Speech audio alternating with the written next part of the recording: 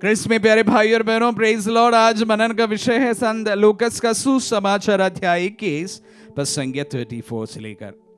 सावधान रहो, कहीं ऐसा ना हो कि भोग विलास, नशे और इस संसार की चिंताएं तुम्हारे मन को कुंठित हो जाए और उस दिन फंदे की तरह अचानक तुम पर आ गिरे, क्योंकि वह दिन समस्त पृथ्वी के सभी निवासियों पर आ पड़ेगा। इसलिए जागते रहो और सब समय प्रार्थना करते रहो, जिससे तुम इन सब आने वाले संकटों से बचते और भरोसे के साथ मानव पुत्र के सामने खड़े होने के योग्य बन जाओ। क्रिस्त में प्यारे भाई और बहनों, आज हमारे जीवन में हमें किस प्रकार चौकसी बरतना है, इस पर प्रभु ने हमारे सामने बात रखी है। संत लूकस का सुसमाचार में हम किस प्रकार हर समय हमारे जीवन में हमारी मृत्यु के लिए तैयार रहना है, उसके बारे में हमसे बताया गया है। लेकिन मैं आप सबों का ध्यान एक ही शब्द पर ध्यान आकर्षित करना चाहूंगा। ऐसा लिखा गया है, कहीं ऐसा ना हो कि भोग विलास, नशे और इस संसार की चिंताओं से तुम्हारा मन कुंठित हो जाए। और इस पे मैं सिर्फ नशे के बारे में आज आप सबों के साथ में दो बात करना चाहता हूं। प्यारे भाई और बहनों, जो मेरे वचन को सुन रहे हैं, मानता हूं वे सेकंड जनरेशन, एक प्रकार से बताया जाए सेकंड जनरेशन के लोग हैं, युवा युवतियां हैं।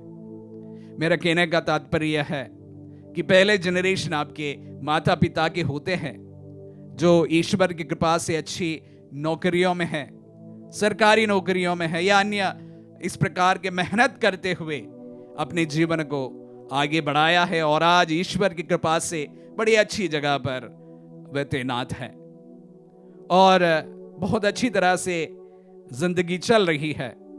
पैसे की इतनी बहुत कमी नहीं है और मैं अधिकांश इस वक्त जिनसे बात कर रहा हूं वे ही मेरी बातों को सुनते हैं। इसलिए मैंने कहा सेकंड जनरेशन से मैं बात कर रहा हूं, जिन्होंने अपने जिंदगी में बहुत ज्यादा तंगी नहीं देखी है। और इस जनरेशन का एक कैरेक्टरिस्टिक्स मैंने देखा है कि जिस तरह से पहले का जनरेशन हुआ करते थे, उतने मेहनती नहीं है। इतने मेहनती इसलिए नहीं है क्योंकि उन्होंने अपने जीवन में अच्छा समय देखा है। आपके माता पिता ने शायद ही उनके जीवन में अच्छा समय देखा हो और इसलिए वह दिन रात मेहनत करके, बहुत परिश्रम करके अपने जीवन को आगे बढ़ाया है और ईश्वर की कृपा से बड़ी अच्छी जगह पर प्रभु ने उन्हें पहुंचाया भी है। तो इसलिए आज के ये जनरेशन बहुत कम तंगी को महसूस किया है। इजी मनी, प्यारे भाई और बहनों, जहां पर भी इजी मनी होता है वहां पर बर्बादी होती है। हमने देखा है कि आजकल के जनरेशन, विशेष रूप से युवा, युवतियों से ज्यादा युवा नशे के शिकार हो जाते हैं। बहुत सारे बच्चों को मैंने मेरे नजरों के सामने नशे के शिकार होते, अपने जिंदगियों को बर्बाद करते हुए देखा है। एक कारण अपने माता पिता का दौलत हो सकता है। दूसरा एक और कारण है कि आज पहले जैसी स्थिति नहीं रही।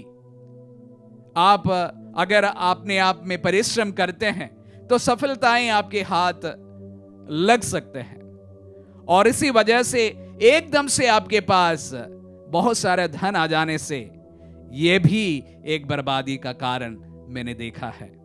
वहां पर भी इजी मनी एक बड़ा मुद्दा उभर कर सामने आया है। जब बड़ा परिश्रम न करे हुए अपने हाथ में बहुत पैसे आते हैं तो पैसे को उड़ाने का सबसे महत्वपूर्ण एवं सबसे खतरनाक तरीका नशाखोरी होती है। युवाओं से मैं बात कर रहा हूं। आप में से काफी लोग अपनी जिंदगी को या बर्बाद कर रहे हैं या बर्बाद कर चुके हैं इस नशाखोरी के कारण। इसका मुख्य कारण मैं मानता हूं इजी मनी है। उसमें भी आपके माता पिता का भी थोड़ा बहुत हाथ जरूर हो सकता है। अपने बच्चों को तमाम ख्वाहिशों को पूरी करने वाले माता पिता अपने बच्चों के बर्बादी का मुख्य कारण होते हैं। मैंने देखा हूं या पढ़ा भी हूं और सुना भी हूं, जब लोग बहुत अमीर हो जाते हैं और विशेष रूप से मेहनत करके वह अमीर बनते हैं, अपने बच्चों को एकदम से सारी चीजें नहीं देते हैं। रोनाल्डो के बारे में सुना हूं, उन्होंने अपने पुत्र को अभी तक मोबाइल तक नहीं दिया है, ताकि वे अपने जीवन में भी एक कमी महसूस करें, अभाव महसूस करें। लेकिन आजकल के माता पिता ये बात कम समझते हैं। वे समझते हैं कि प्यार इसलिए इजहार होता है कि आपके बच्चों का तमाम इच्छाओं को पूरा कर ले। ये उनके जीवन में बर्बादी का सर्वप्रथम सीढ़ी होती है, पहला पायदान होता है। प्यारे भाई और बहनों, अपने जीवन में मेहनत करके जो सफलता पाते हैं वो हमेशा सफल रहेंगे। जो एकदम से शॉर्टकट से मेहनत करे बिना सफलता के ऊंचाइयों को जब पहुंचते हैं, वहां से गिरने की बहुत ज्यादा चांसेस है।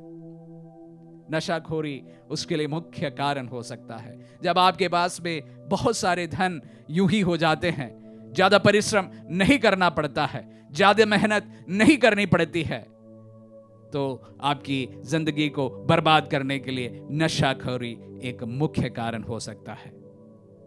मैं उन तमाम युवाओं को विशेष रूप से प्रभु के वचनों के द्वारा सचेत करना चाहता हूं। अगर आप अपनी जिंदगी को एक सफल जिंदगी बनाना चाहते हैं, नशा की इस आदत से छुटकारा जल्द से जल्द पाए। कुछ भी करके नशे की इस बुरी आदत से छुटकारा पाए, अन्यथा आप आपकी जिंदगी की बर्बादी खुद के हाथों पर लिखोगे। प्यारे भाई और बहनों, बड़ी चिंता का विषय है और इसलिए मैं इस बात को आप समूह के साथ आज साझा कर रहा हूं। जो लोग मेरी बातों को सुन रहे हैं, विशेष रूप से जो युवा मेरी बातों को सुन रहे हैं, अपनी जिंदगी को सफल बनाना हो, एक अच्छा इंसान बनाना हो, एक अच्छी परिवार बनाना हो, तो विशेष रूप से नशाखोरी से अपने आप को दूर रखे। प्रभु आपको अनुग्रह प्रदान करे। आमीन।